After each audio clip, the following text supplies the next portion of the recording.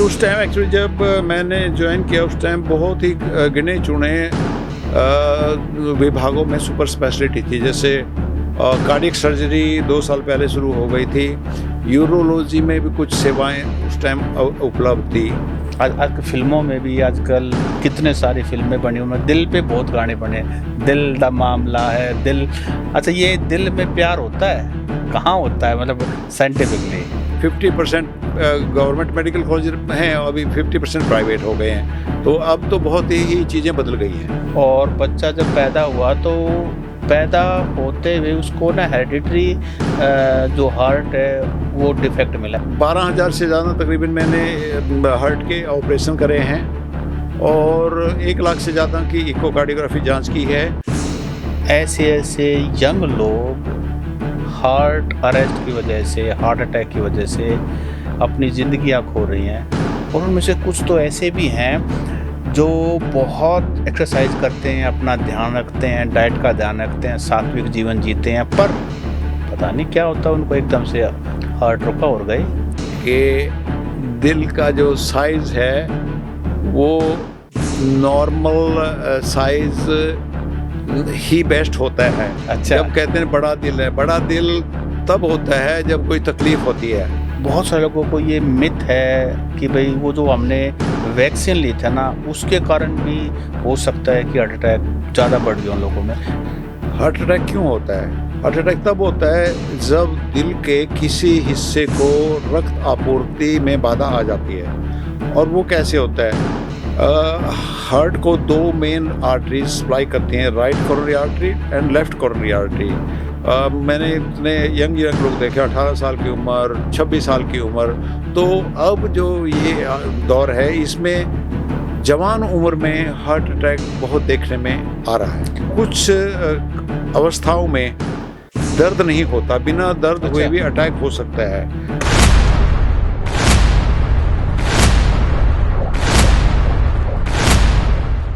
नमस्कार, the Haryana talks में आपका स्वागत है। आज हमारे पॉडकास्ट स्टूडियो में बहुत ही विशेष मेहमान हैं, famous very senior cardiologist doctor Kuldeep Lalar. Doctor साहब से मेरी पर्सनल जानकारी बहुत लंबे समय से है, लेकिन वैसे मैं आपकी जानकारी बता दूं, डॉक्टर साहब ने PGIMS रोहतक यानी कि देसी भाषा में मेडिकल में 26 साल से भी ज़्यादा सेवाएं दी हैं। 2 कैथ लैब डॉक्टर साहब ने यहाँ एस्टेब्लिश की हैं 2003 में और 2017-18 में, और उसके अलावा DM भी यहाँ शुरू करवाई है। और अपने मेडिकल में लाला श्यामलाल सुपर स्पेशलिटी सेंटर जो है वो डॉक्टर साहब के मार्गदर्शन में ही सारी चीज़ें हुई हैं। इसके अलावा बहुत सारी बातें हैं जो पॉडकास्ट में डॉक्टर साहब से हम पूछेंगे। और सबसे अच्छी बात यह है, डॉक्टर साहब हमारी और आपकी तरह एक गांव से ही पढ़ाई लिखाई करके आगे बढ़े हैं।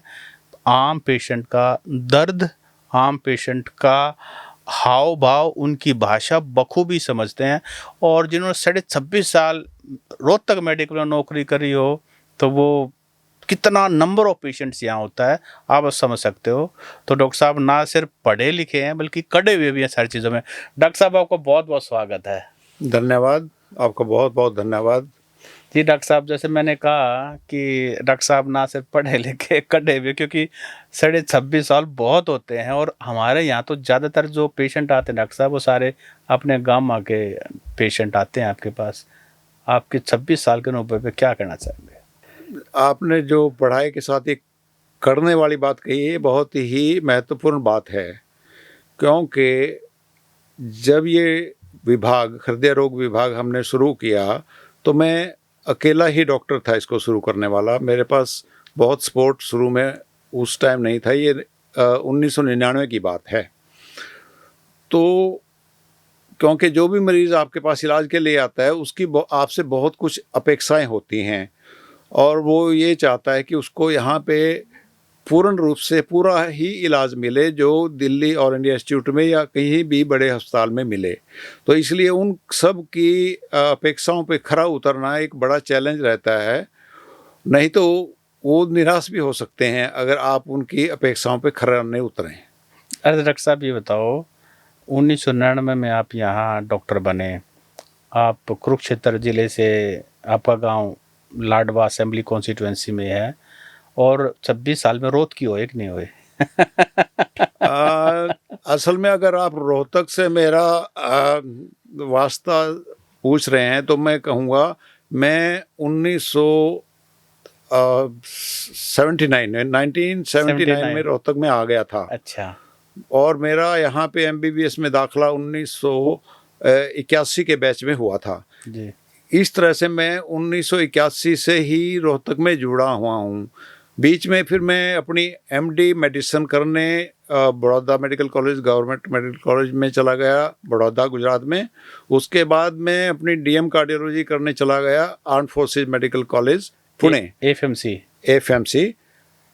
अदरवाइज बीच में फिर वहाँ से जब मैंने एमडी पास करने के बाद मैं यहाँ मेडिसिन डिपार्टमेंट में सीनियर रेजिडेंट भी रहा, और फिर डीएम करने के बाद तो मैं सीधा यहाँ पे एज ए लेक्चर मेरी अपॉइंटमेंट हो गई थी। तो कुल मिला के अगर आप देखो तो मेरा रोहतक से वास्ता 1979 से है, और मैं पूर्ण रूप से रोहतकी ही हूँ, बन चुका हूँ रादर में। जी। अच्छा डॉक्टर साहब ये बताओ, देखो जब गांव वाले पेशेंट आते हैं ना, जब वो अपनी बीमारी एक्सप्लेन करते हैं कि डॉक्टर साहब छाती में दर्द हुआ है, दुगड़ चुकड़ हुआ है, पता नहीं इस तरह की देसी जो ना बेचारे भावना, आप लेकिन आप उनको इंस्टेंट पकड़ लेते हो कि इसको क्या बीमारी है। असल में जब आप इस प्रोफेशन में काम करते हो और अपने रोगियों से आपका इंटरेक्शन होता है, तो आपको उनकी सरल भाषा में ही सारी बातें समझनी होती हैं। और मुझे पहले दिन से ही इसमें किसी तरह की कोई समस्या नहीं आई। जब भी कोई अपनी तकलीफ बताता है तो इमीडिएटली उसको हम समझ जाते हैं, क्योंकि आप ये जानेंगे कि जैसे मैं 2016 तक तकरीबन अकेला ही डिपार्टमेंट में रहा, और हमारी ओपीडी जो हर रोज़ 400 तक के मरीज़ नंबर में आ जाते थे। और क्योंकि मरीज़ दूर दूर से आते थे, पूरे हरियाणा से आते थे, दिल्ली से आते थे, राजस्थान से आते थे, उत्तर प्रदेश से भी आते थे, इवन छत्तीसगढ़ तक के मरीज़ यहाँ पे आते थे हमारे पास, पंजाब से आते थे। तो किसी को आप मना नहीं कर सकते, या आपको करना भी नहीं चाहिए कि दूर दूर से पेशेंट आप पर भरोसा रख कर आते हैं। इसलिए आप उनके 2 लाइनों में ही सारी बात समझ जाते हैं, ऐसी हमारी ट्रेनिंग होती है, और उसी रूप से फिर हम उनका निदान में लग जाते हैं और उनका इलाज किया जाता है। डॉक्टर साहब 1979 में आप बता रहे हो कि आप यहाँ रोहतक में आए, मेडिकल आपने 1979 में देखा होगा, हमारे तो बर्थ से पहले की बात है। तो कैसा था उस समय रोहतक पीजीआईएमएस? रोहतक पीजीआई उस टाइम तो बहुत जो अब प्रोग्रेस हो गई उतनी नहीं थी। जैसे आप अगर लें तो एमबीबीएस की सीटें भी उस टाइम बहुत कम थी, 115 थी। हमारे बैच में खैर वो बढ़ के 150 तक हो गई थी, फिर कुछ और दाखले हुए थे, 160 हो गए थे। अब तो आज के दिन में तो 250 सीटें हैं, उसके लिए सारी इंफ्रास्ट्रक्चर, लेक्चर थिएटर और हॉस्पिटल में ट्रेनिंग का जो अरेंजमेंट है वो सब बहुत विस्तार हो गया है। और इंफ्रास्ट्रक्चर कितना था उस समय, क्या क्या था उस समय?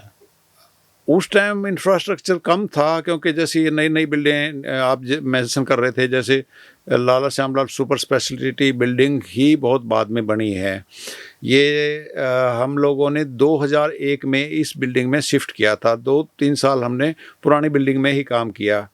इसी तरह रेडिएशन ऑन्कोलॉजी डिपार्टमेंट नहीं उस टाइम था, और उस टाइम ट्रामा सेंटर भी नहीं था, और IMS जो इंस्टीट्यूट ऑफ मेडिकल साइंसेज वो भी नहीं थे।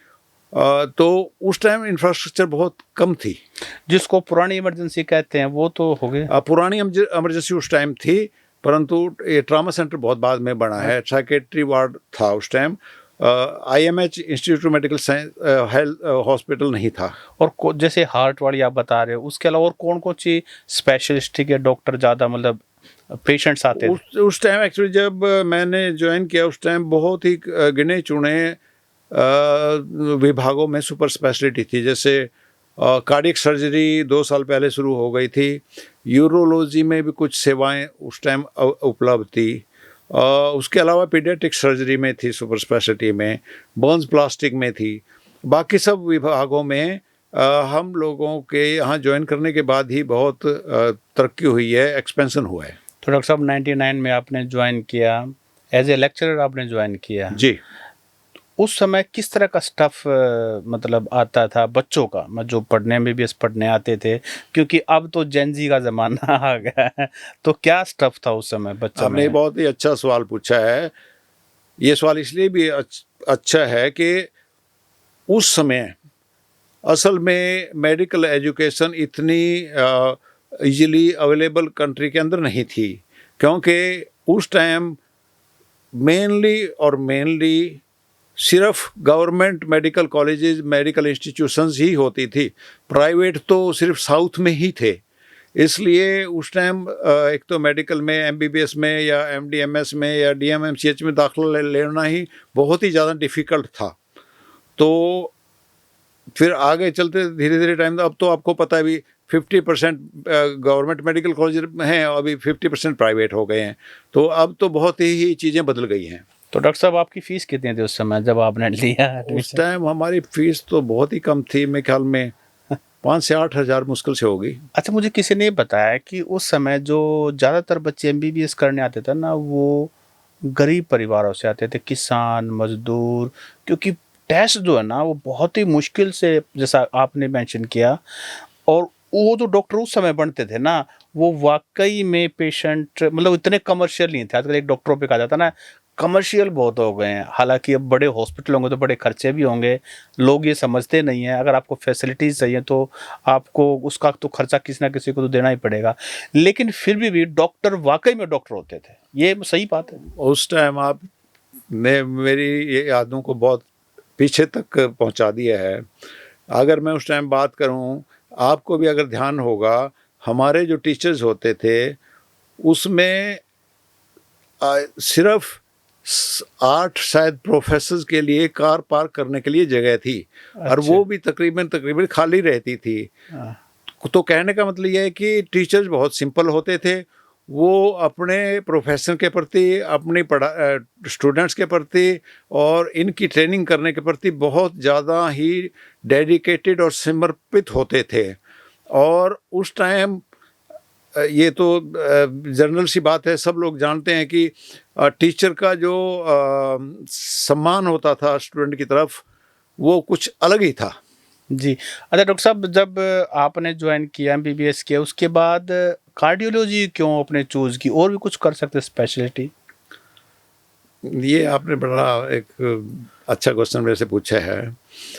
असल में इस बात को अगर मैं जोड़ूं तो मैं इस तरह जोड़ूं कि हमारे रोहतक में, ये पहले तो मेडिकल कॉलेज का नाम था, यहाँ पे असल में स्टूडेंट्स पोस्ट ग्रेजुएशन के लिए तो सब चाहते थे कि हम करें, और उसके लिए पूरी कोशिश भी होती थी। पहले तो मेरिट बेस पे होते थे, नंबर के बेस पे एडमिशन होते थे। फिर गवर्नमेंट ने ये कुछ दूसरा सिस्टम कर दिया था जो कंपटीशन होता था, और कंपटीशन की मेरिट के हिसाब से पीजी मिलती थी। फिर ये ऑल इंडिया लेवल पे हो गया था। तो हमारा जो पीजीआई रोहतक था असल में, क्योंकि हमारे यहाँ सुपर स्पेशलिटीज़ नहीं थी, सिर्फ स्पेशलिटीज़ ही थी, क्योंकि जो हम देखते हैं हम वही सीखते हैं। तो हमारा वो ओरिएंटेशन नहीं था कि भाई हम सुपर स्पेशलिटी के बारे में ज़्यादा बात करें या सोचें भी। सिर्फ मोस्टली पीजी तक ही हमारी सोच रहती थी।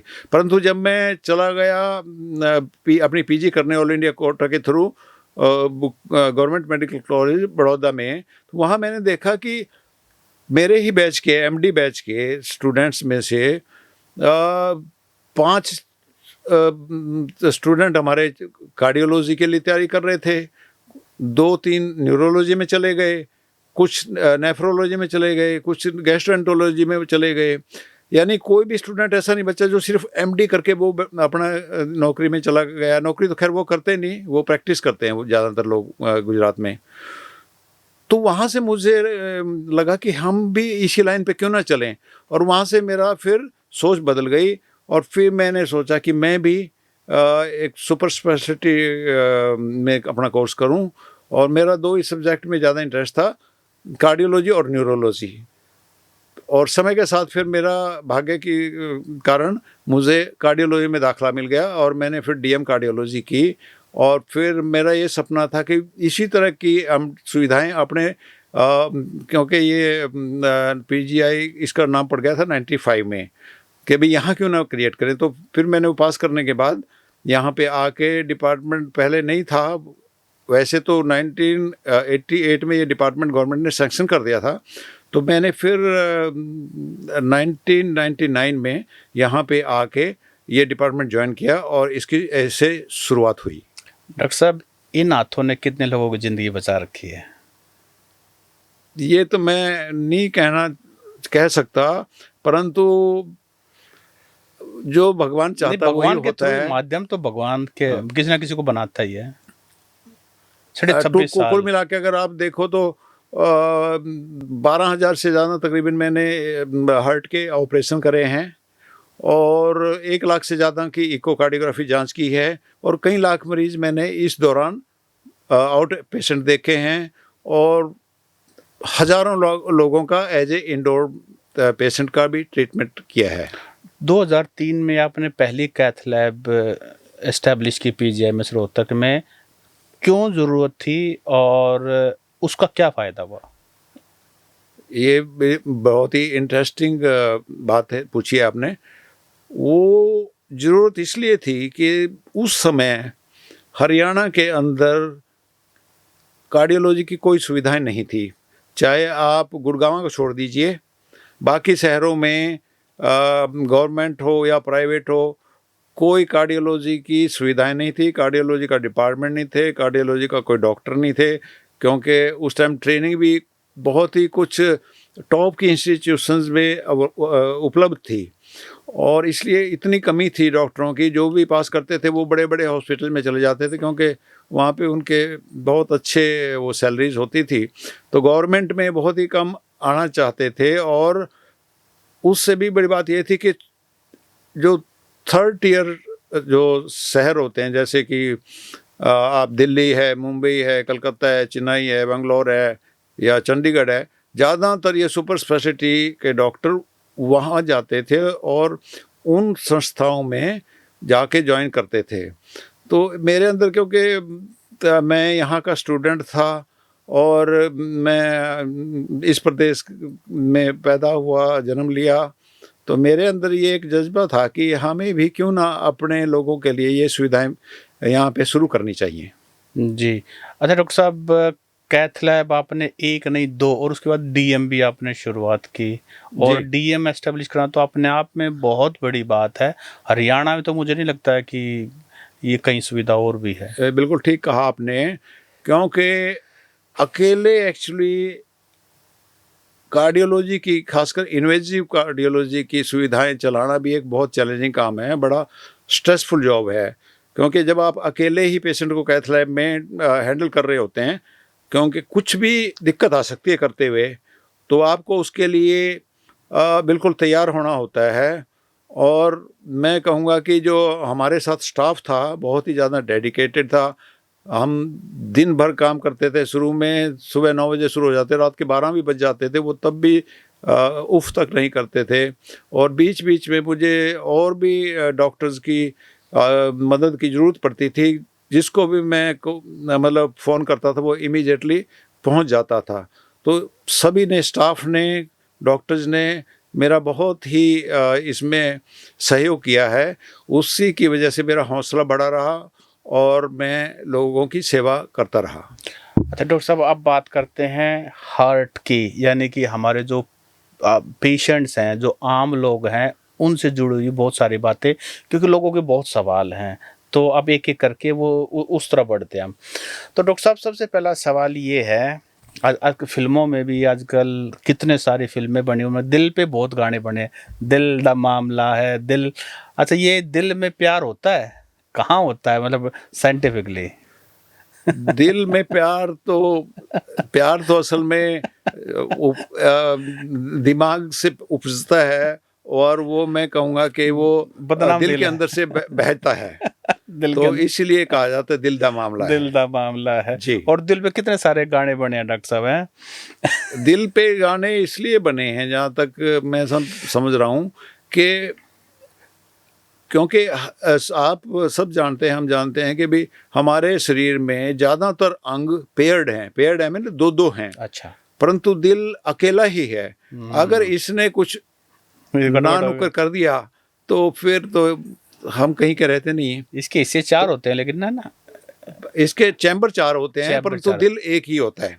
हाँ। तो अगर दिल सुचारू रूप से काम करता रहता है तो आप कुछ भी अचीव कर सकते हो, काम कर सकते हो।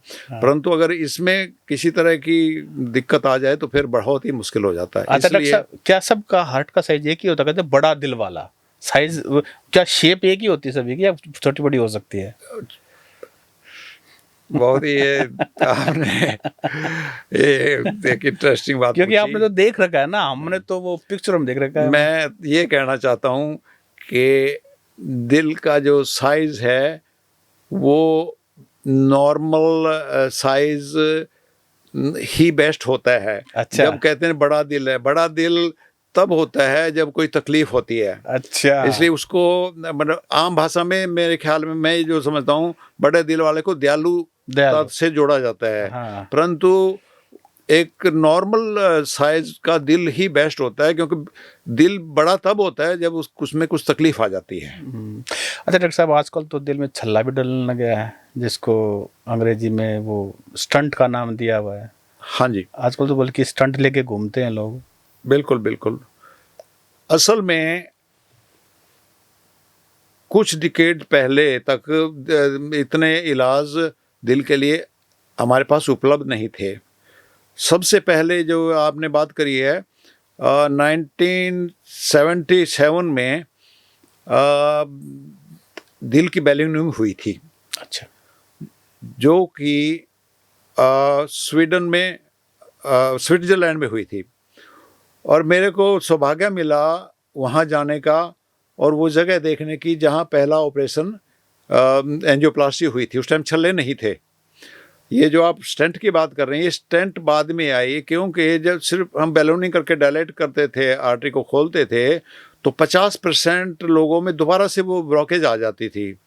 तो फिर डॉक्टर्स ने इस पे काम किया और सोचा भी इसको कैसे हम ज़्यादा समय तक खोल के रख सकते हैं। तो उसमें ये पाया गया कि हम इसमें स्टेंट एक बहुत ही थिन वॉल्ड मेटल का, जैसे पेन का वो आपका स्प्रिंग होता है उस तरह का होता है, तो उसका एक खोज हुई। और 1992 में पहली बार स्टेंट लगाए गए। और वो आपने सुना भी होगा, वो बेयर मेटल थे।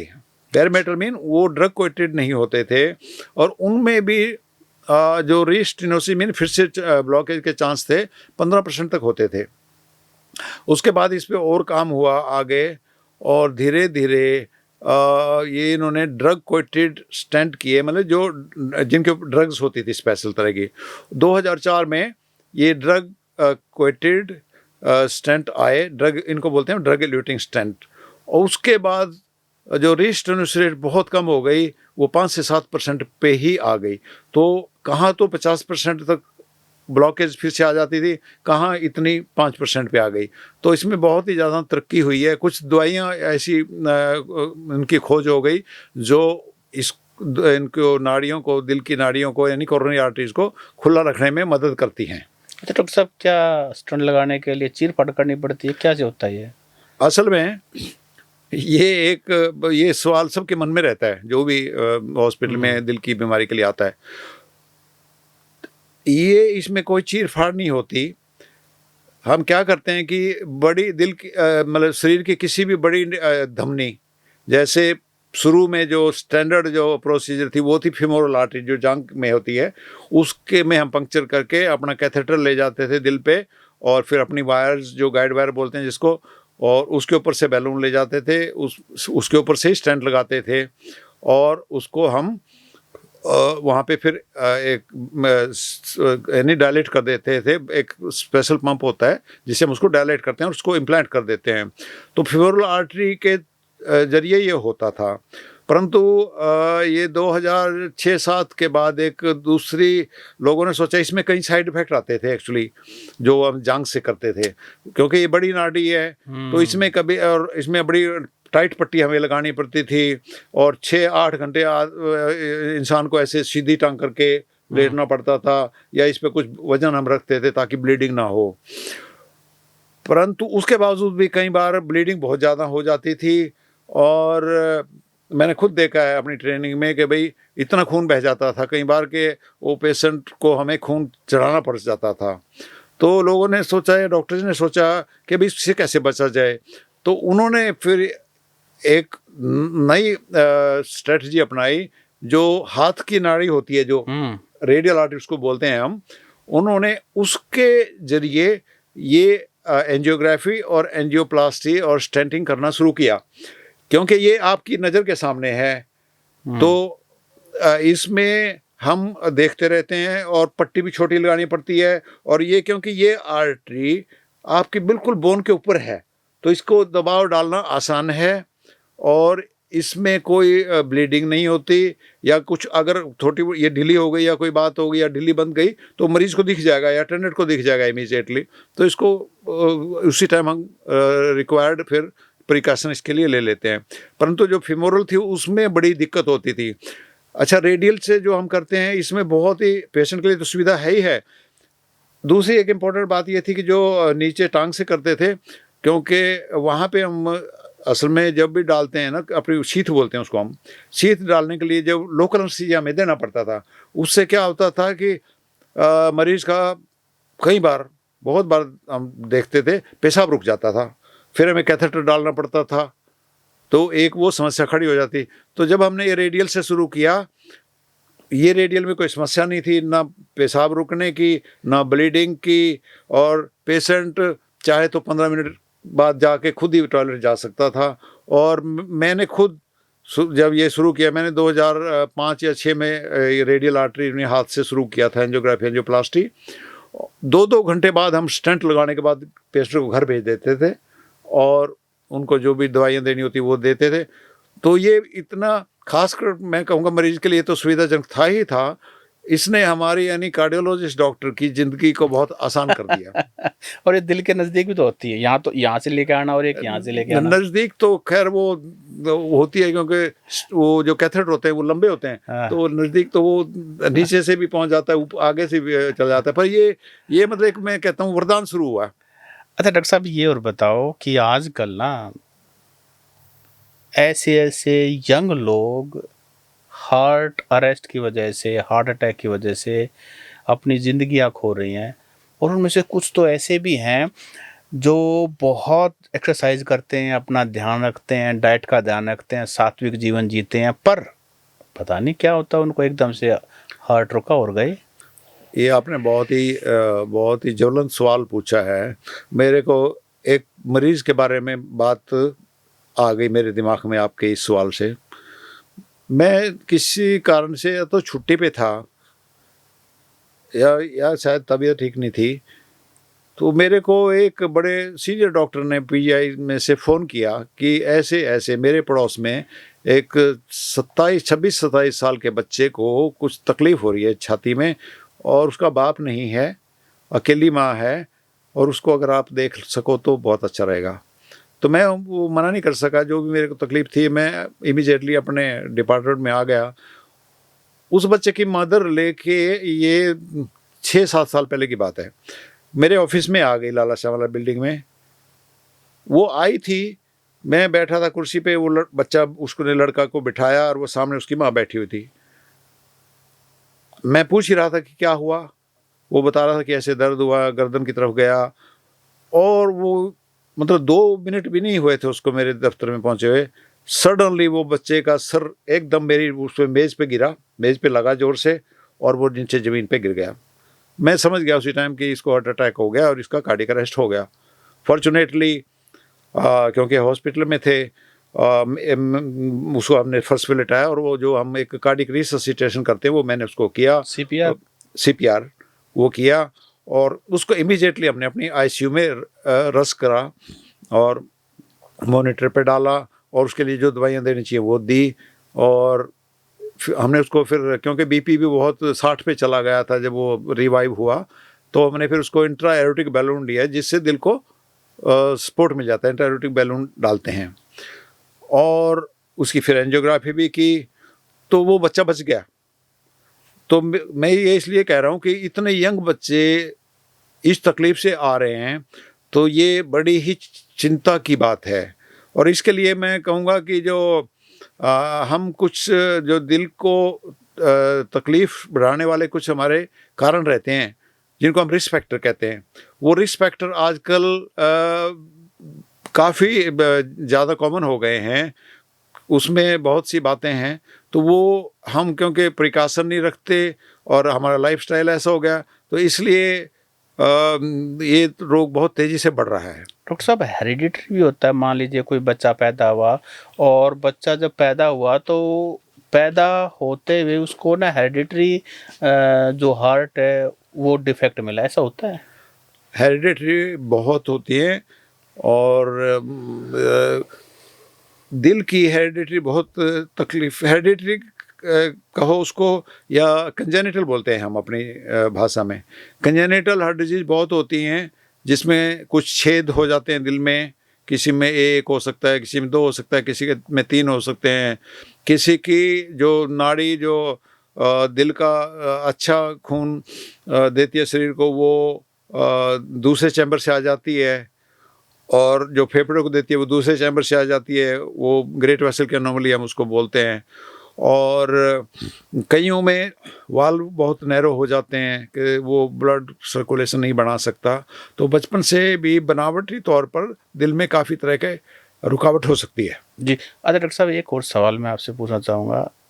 आप बहुत सीनियर कार्डियोलॉजिस्ट हैं, आपके डिपार्टमेंट में काम किए हुए, बाद में उन्होंने अपना प्राइवेट हॉस्पिटल किया होली हार्ट के नाम से, डॉक्टर आदित्य बत्रा, वो आपके ही उस लाइन से हैं, और बड़ा फिट दिखते थे और सारी चीज़ें ठीक थी, और शायद महीना 1.5 महीना पहले उनकी डेथ भी हो गई। और बीइंग ए कार्डियोलॉजिस्ट तो वो अपना ध्यान तो ऑब्वियसली रखते ही होंगे, और बड़े पॉपुलर भी थे लोगों में।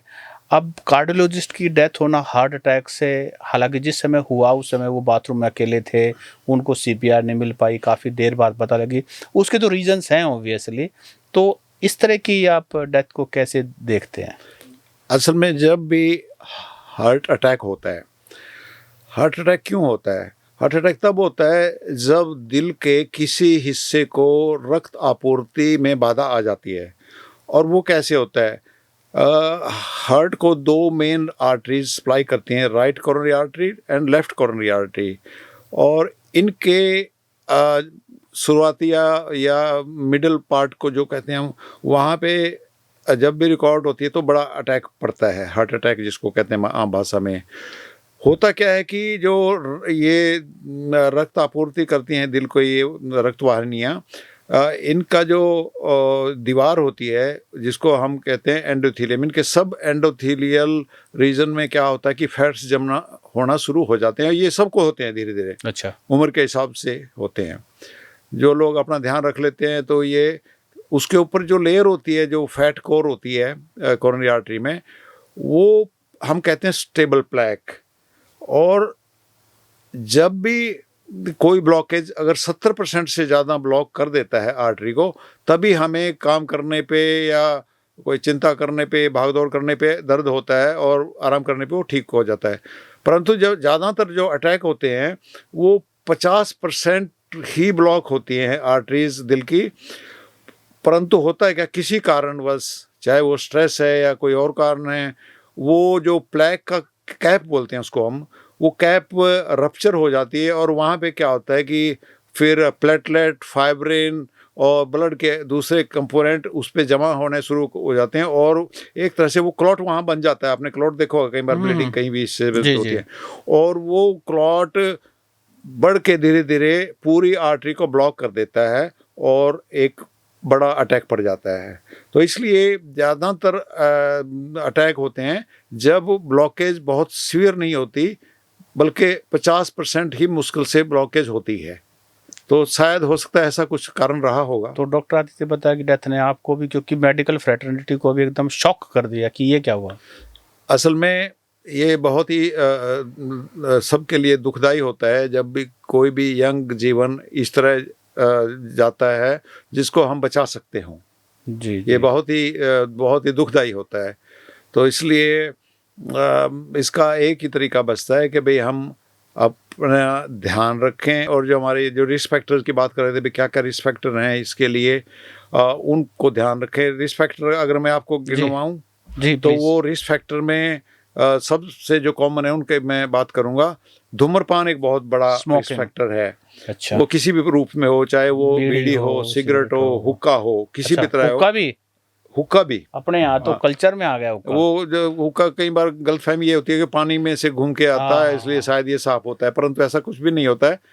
तो ये एक बहुत बड़ा रिस्क फैक्टर है। और जब कोई अगर बात मान के या खुद से धूम्रपान बंद कर देता है तो 2-3 साल बाद उसका रिस्क कम हो जाता है। एक्टिव और पैसिव दोनों स्मोकिंग। दोनों दोनों अफेक्ट करते हैं, दोनों में ही बराबर की हानि होती है। यानी कि जो हुक्का पीते हैं उनके साथ जो बैठते साथ हैं, में जो बैठते हैं, बल्कि वो ज्यादा पीते हैं। परिवार के लोग साथ में जो बैठते हैं, रहते हैं, उनको भी ये एक मतलब बुरी तरह से एडवर्सली इफेक्ट करता है। ठीक है, एक तो स्मोकिंग हो गया। जी। उसके बाद एक बहुत बड़ा रिस्क फैक्टर रहता है हाई ब्लड प्रेशर। अच्छा। आजकल हाई ब्लड प्रेशर बहुत कॉमन हो गया है, और मैं यही कहूँगा भी सबको अपना लगातार एनुअल चेकअप करवाना चाहिए ताकि उनका पता रहे भी प्रेशर ठीक है, बढ़ा हुआ नहीं है। अगर है तो उसका इलाज करा जाए ताकि हार्ट पे उससे जोर ना पड़े और उनकी रक्त वाहिनियों को, हार्ट की, कोई किसी तरह का तकलीफ ना हो, उसको कोई नुकसान ना हो। तो हाई ब्लड प्रेशर को कंट्रोल करना बहुत ज़रूरी है, क्योंकि इसके और भी नुकसान हो सकते हैं अगर ना करें। ये हार्ट अटैक का दौरा, मतलब खतरा बढ़ाता है। उसके अलावा ब्लीडिंग हो सकती है, ब्रेन में भी ब्लीडिंग हो सकती है, आपने कई बार सुना भी होगा। तो इसलिए ब्लड प्रेशर को बिल्कुल हमें अपने कंट्रोल में रखना जरूरी है। उसके बाद जो अगला बहुत ही इम्पोर्टेंट फैक्टर है जो बहुत बढ़ने देखने में आ रहा है, वो है मधुमेह, यानी डायबिटीज़ की बीमारी। अच्छा। डायबिटीज़ की बीमारी हमें एक तरह से ये पढ़ाया जाता है कि जब किसी को अगर शुगर यानी डायबिटीज़ का, मधुमेह का एक तरह से डायग्नोसिस बनता है ना, तो हम ये कहते हैं भाई इसके दिल का ध्यान करो।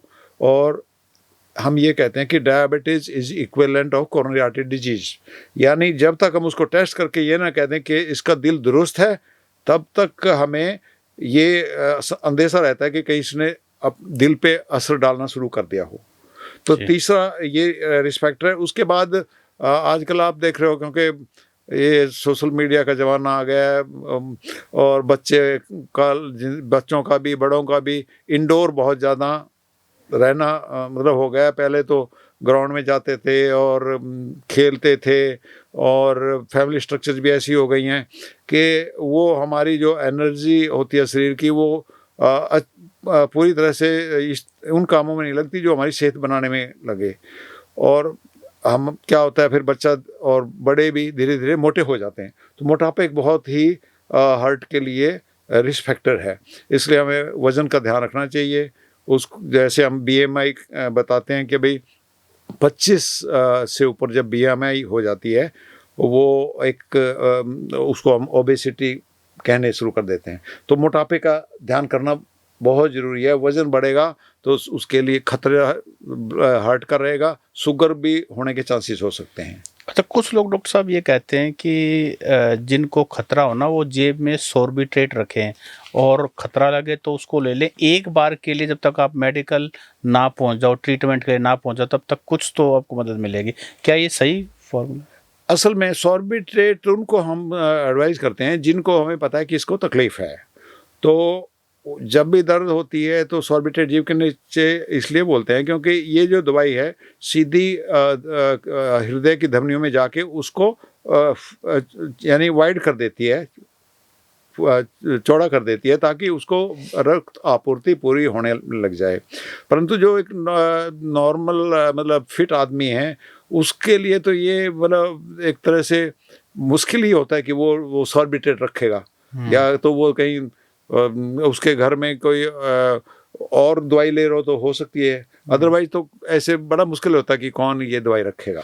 डॉक्टर साहब, एक अपने एमडीयू रोहतक में पीजीआई के नेक्स्ट यूनिवर्सिटी है, वहाँ एक लड़का छात्र नेता जोगिंदर जोगा, वो 2 टाइम एक्सरसाइज करता था और बड़ा ही गुरुकुल से पढ़ा हुआ था, सात्विक सा लड़का था। उसको चाय पी रहा था अभी 3-4 दिन पहले, उसको एकदम हार्ट अटैक आया और जब तक वो पीजीआई पहुंचा, क्योंकि पीजीआई में वो 10 मिनट में पीजीआई पहुंच गए, तब तक उसको ब्रॉड डेड कर दिया। ये मतलब आपको क्या लगता है कि क्या हो सकता है? असल में एक तो ये जो चीज़ हमने बात करी कि कोरोनरी आर्टरी डिजीज के कारण अटैक होना, ये तो हमने डिटेल में डिस्कस कर दिया, किसी को भी हो सकता है। मैं ये कहता हूँ कि मैंने 18 साल तक के यंग बच्चों को हार्ट अटैक होते देखा है, तो इसलिए अगर किसी का जैसे फैमिली हिस्ट्री हो, उसको इसमें अलर्ट रहना चाहिए, या ये रिस्क फैक्टर जो हम डिस्कस कर रहे हैं, स्मोकिंग हो, हाई ब्लड प्रेशर हो, डायबिटीज़ हो, मोटापा हो, और चीज़ें हैं जो हम डिस्कस करेंगे, तो उनको तो अपना चेकअप करवाते रहना चाहिए। अदर देन ये कोरोनरी आर्टरी डिजीज़ के अलावा कुछ ऐसी दिल की बीमारियां होती हैं जिसको हम कार्डियोमायोपैथी कहते हैं, जैसे उसकी दीवारें मोटी हो जाती हैं, उसको हाइपरट्रॉफी कार्डियोमायोपैथी कहते हैं, उससे भी सडन कार्डियक डेथ हो जाती है। यानी हम बात कर रहे हैं अब सडन कार्डियक डेथ की, कि अचानक इंसान की मौत हो सकती है, और इसके कुछ कारण होते हैं, हाइपरट्रॉफी कार्डियोमायोपैथी या डायलेटेड कार्डियोमायोपैथी, या फिर सीवियर वाल्वुलर डिजीज़ भी कुछ होते हैं, जो वाल्व होते हैं दिल के, उनमें रुकावट हो, खासकर एरोटिक सीवियर एरोटिक स्टेनोसिस भी एक कारण हो सकता है सडन डेथ का, सडन कार्डियक डेथ अच्छा का। डॉक्टर साहब, जो कोरोना आया था उस बहुत सारे लोगों को ये मिथ है कि भाई वो जो हमने वैक्सीन ली था ना, उसके कारण भी हो सकता है कि हार्ट अटैक ज़्यादा बढ़ गया उन लोगों में। सच असल है में ये उस कुछ? टाइम जब ये आया था, उस टाइम इस पे बहुत बातें हुई, बहुत स्टडीज़ भी हुई। होता क्या था कि जब कोरोना होता था, उसमें हाइपर कोगुलेबल स्टेट हो जाती थी। हाइपर कोगुलेबल मतलब वो ब्लड जो था वो आर्टरीज में जमना शुरू हो जाता था, और जब ऐसी सिचुएशन पैदा होती है तो अगर दिल की धमनियों में ये ब्लड का जमावना हो जाए, तो वो फिर हार्ट अटैक का कॉज बन जाता था। तो ऐसे बहुत केस हुए हैं अच्छा, केस हुए हैं मतलब कोरोना के दौरान। कोरोना, क्या वो अब इतने सालों बाद इम्पैक्ट कर सकता है? क्योंकि ब्लड में तो है ही। कुछ कुछ स्टडीज ने इसको स्टडी करने की कोशिश की है, और कुछ लोगों का ऐसा मानना भी है कि शायद उसकी कुछ सीकुली की वजह से भी दिक्कतें आई हैं। जी। अच्छा डॉक्टर साहब देखो, आपको तो मैं 2000, वैसे तो जानता हूँ, पहले 2012 में मैं आपसे पर्सनली मिला था, जानता तो उससे पहले ही हूँ, और लगातार आपसे किसी ना किसी बहाने से लगातार मुलाकात हुई है, और आप पीजीआईएमएस में बड़े लंबे समय से बने हो, 26.5 साल, तो जैसे मैंने बताया कि आप एज ए लेक्चरर ज्वाइन किया था, फिर डीन आप रिटायर हुए। जो हार्ट पेशेंट आज से 30 साल पहले आते थे और अब जो आ रहे हैं, क्या उनमें कोई फ़र्क है? हार्ट मतलब जो जिस तरह के कार्डियक अरेस्ट या उनकी हार्ट डिजीजेज में कोई फ़र्क आ गया विद?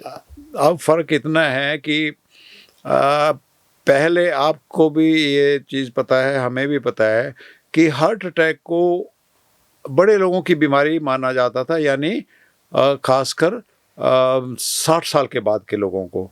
परंतु अब इसमें ये फ़र्क आ गया है कि हम हार्ट अटैक 40 साल के यंग लोगों में, 40 साल की उम्र के पहले के यंग लोगों में भी बहुत देख रहे हैं। और मैंने जैसे आपको कुछ एग्जांपल भी बताए, मैंने इतने यंग लोग देखे, 18 साल की उम्र, 26 साल की उम्र। तो अब जो ये दौर है, इसमें जवान उम्र में हार्ट अटैक बहुत देखने में आ रहा है। डॉक्टर साहब, दिल का ख्याल कैसे रखें, सिंपल सरल भाषा दिल में? का ख्याल रखना आसान है। जो ये रिस्क फैक्टर जिसकी हम बात कर रहे हैं, जैसे धूम्रपान नहीं करना चाहिए, ब्लड प्रेशर की अगर बीमारी है उसको हम दवाइयों से या परहेज से उसको कंट्रोल रखें। शुगर की अगर तकलीफ़ है उसको हम दवाइयों से या इंसुलिन से, जो भी ज़रूरत पड़ती है उसको कंट्रोल रखा जाए। शारीरिक एक जो एक्टिविटी है, यानी हमें बहुत फिजिकली एक्टिव रहना चाहिए, ताकि हमारा वज़न भी कंट्रोल में रहे और उससे हृदय का स्वास्थ्य अच्छा बना रहता है। उसके अलावा जो है, स्ट्रेस एक बड़ा फैक्टर है। स्ट्रेस में हमें बचना चाहिए, क्योंकि स्ट्रेस में कुछ ऐसे हार्मोन्स रिलीज होते हैं बॉडी में जो हमारे दिल को विपरीत दिशा में अफेक्ट करते हैं। उसके अलावा खान पान का ध्यान रखना चाहिए। बहुत सैचुरेटेड फैटेड चीज़ों से हमें बचना चाहिए। आजकल जो जंक फूड है, आप सारी रोहतक में देखते हो, Zomato, मोटरसाइकिलों पे, Swiggy। मोबाइल पे दिन रात के 12 बजे भी आपको घूमते हुए मिल जाएंगे। खासकर यंगस्टर आजकल वो ऑर्डर करते रहते हैं बैठे बैठे। इन चीज़ों से बचना चाहिए। दूसरा मैं ये कहूँगा कि कुछ फैमिलीज़ में ये देखने में आता है कि एक सदस्य को अगर तकलीफ़ है तो कई बार दूसरे सदस्य को भी तकलीफ़ हो सकती है। ये देखा है कि एक भाई को ये अटैक हो गया था और फिर दूसरे को भी हो गया, तो उस फैमिलीज़ में अवेयरनेस आ जानी चाहिए कि सभी को अपने चेकअप करवा लेना चाहिए। फिर खासकर जैसे पोस्ट मेनोपॉज़ल स्टेज में लेडीज़ को अपने हार्ट का ध्यान रखना चाहिए। प्री मेनोपॉज़ल वो प्रोटेक्टिव रहती हैं जेंट्स के बजाय। और फिज़िकली एक्टिविटी हमें बहुत ही रखनी चाहिए। जैसे अगर हमें ऊपर चढ़ना है तो हम लिफ्ट के बजाय सीढ़ियाँ लें, जॉगिंग करें, साइकिलिंग करें, स्विमिंग करें। हम दिन में हर रोज़ 30 से 45 मिनट एक्सरसाइज करें। कम से कम एक हफ्ते में 5 दिन ये एक्टिविटी ज़रूर करें। और इसके अलावा हमें अपने जो लिपिड प्रोफाइल बोलते हैं, जो कोलेस्ट्रॉल होता है, आम भाषा में समझते हैं, उसको भी बीच बीच में चेक करते रहना चाहिए। और वो दो तरह से हम मानते हैं, प्राइमरी प्रिवेंशन और सेकेंडरी प्रिवेंशन। प्राइमरी प्रिवेंशन वो होती है जिसमें तकलीफ अभी नहीं हुई है, उसके हिसाब से उसको मैनेज किया जाता है। सेकेंडरी प्रिवेंशन में वो आते हैं जिसको ऑलरेडी हार्ट की प्रॉब्लम हो चुकी है, फिर हम दवाइयों से हमारे टारगेट होते हैं कि भाई ये इतना, इससे कम रहना चाहिए, उनको करते हैं। फिर कुछ यंग लोगों में एक होमोसिस्टीन लेवल होता है, उसकी भी जांच करी जाती है। और अगर उसमें कोई उसको हाई लेवल मिलता है तो बहुत ही सिंपल दवाइयों से उसको कंट्रोल किया जाता है। इस तरह से हमें अपनी प्रिवेंशन पे ध्यान रखना चाहिए ताकि हम अपने दिल को सही सलामत रख सकें, सेफ रख सकें और किसी प्रकार के नुकसान से बचा सकें।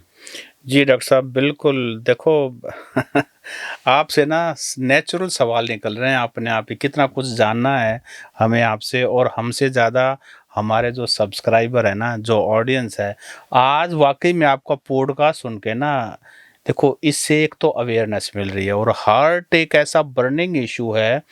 आजकल जैसे कैंसर के केसेस बहुत बढ़ रहे हैं, हार्ट से रिलेटेड ही बहुत, तो ये बहुत ही इन्फॉर्मेटिव। और दूसरी बात, आपके मुंह से ये बातें और भी ज़्यादा उनको हेल्प करेंगी, क्योंकि आपको पीजीएमएस में करीब 3 दशक तक लगातार आपको ओपीडी में या लाला श्यामलाल बिल्डिंग में पेशेंट्स ने देखा है। आपका नाम पता नहीं कितना दूर दूर तक लोग जानते हैं, आप पे विश्वास भी करते हैं।